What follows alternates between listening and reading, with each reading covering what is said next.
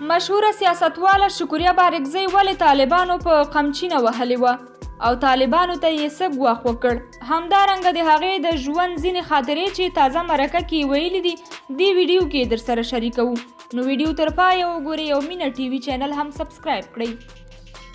د افغانستان مشهوره ښځینه سیاستواله شکریه بارکزی وایي چې وسلوالو طالبانو یو ځل د خپلې واکمنۍ پر وخت په قمچینه وهلې، خو بیا به د دغه کار موقع ورنکړي. نوموړي دا خبرې د یک ټلویزیون له کاکتوس خپرونې سره د مرکې پر وخت کړي دي.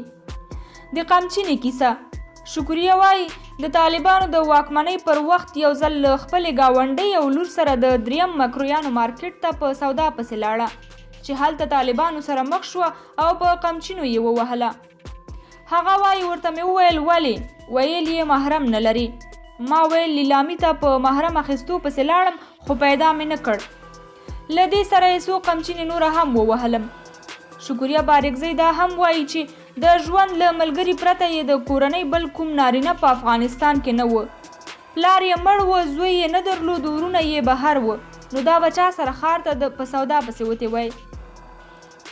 د میرمن بارکزی په خبره د طالبانو دغو قمچینو وهلو څو ورځې شوک کړې وه، خو وروسته یې پریکړه وکړه چې ورسره به مقاومت کوي. له دې وروسته هغې په خپل کور کې د ښځو لپاره پټ ښوونځی یو خصوصي ښوونځی جوړ کړ او نجونې یې د درس ویلو لپاره ورغوښتې. طالبانو ته ګواښ. شکریه بارکزی په دغه مرکه کې د طالبانو د مرستیال مشر ملا برادر له عکس لیدو سره وایي چې دې ډلې ته به بیا په افغانستان کې د پخوانیو ظلمونو د تکرار اجازه ورنکړي. د نوموړي په وینا دا دې ته نه ده منتظره چې طالبان راځي او څه به کوي.